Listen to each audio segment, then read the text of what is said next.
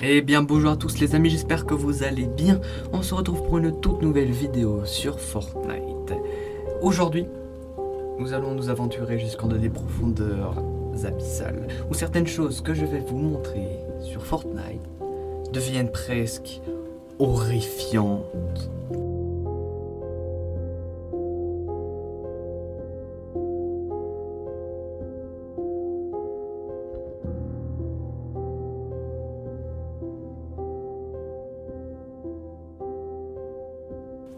Bon, vous devez sûrement savoir que en ce moment, sur Fortnite, l'arbre de la réalité est en train de prendre le pouvoir sur tous les végétaux qui existent sur la map.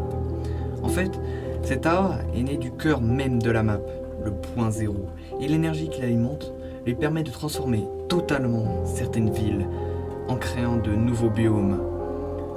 Par exemple, des champignons, ou encore l'apparition d'arbres violets, ou même des monuments du passé qui ressurgissent à des endroits, à des villes actuelles sur Fortnite.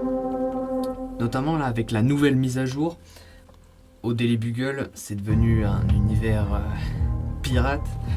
Mais bon, il existe encore des endroits où vraiment rien n'a été changé. Et assez partout, donc complètement à l'opposé, c'est encore assez vierge. Et il faut que je vous dise absolument, entre Shifty Shaft et le Daily Bugle, il y a une sorte de magasin de pêche. Bon, vous verrez sur la map que je vais vous mettre maintenant. C'est un petit endroit, hein, vraiment tout petit. C'est une sorte de magasin de pêche et de chasse. Et en fait, plutôt, à vrai dire, on dirait un resto, mais bon. Ça a l'air tout à fait normal, mais en fait, pas du tout. Il y a un peu de tout à l'intérieur.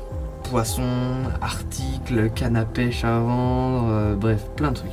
Et il faut savoir aussi que depuis cette nouvelle mise à jour là, qui vient d'arriver, eh bien, il a changé de forme.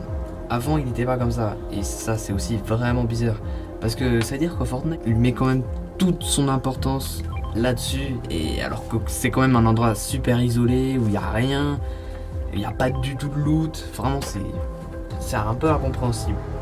Alors vous allez me dire, ouais mais Phoenix, y a quoi de bizarre là-bas? Les amis, si vous regardez bien, il y a des affiches. Et les affiches, généralement sur Fortnite, ça annonce beaucoup de choses. Il y a des moments où les affiches, ouais, ça peut être, ça peut montrer des easter eggs ou des trucs sur la map. Par exemple, ça peut annoncer des collabs sur l'avenir proche de l'histoire de Fortnite, comme ce soit l'apparition des armes ou quoi. Eh bien, ce sont des affiches qui mettent en valeur des articles de pêche, les hameçons en l'occurrence. Et quand on regarde ces hameçons, on voit qu'il y a des trucs, c'est un peu aberrant. Il y a le cube. Qu'est-ce qu'il fout là?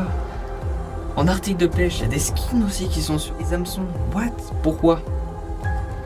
Il faut savoir, les amis, que Fortnite, c'est plutôt un jeu qui a été dédié aux enfants. En soi, ses graphismes et tout, ça a plutôt l'air d'être un truc d'animé ou de un peu cartoon, si vous voyez ce que je veux dire.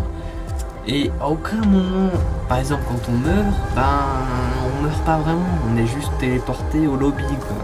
Il n'y a pas de mort en direct ou avec du sang et tout.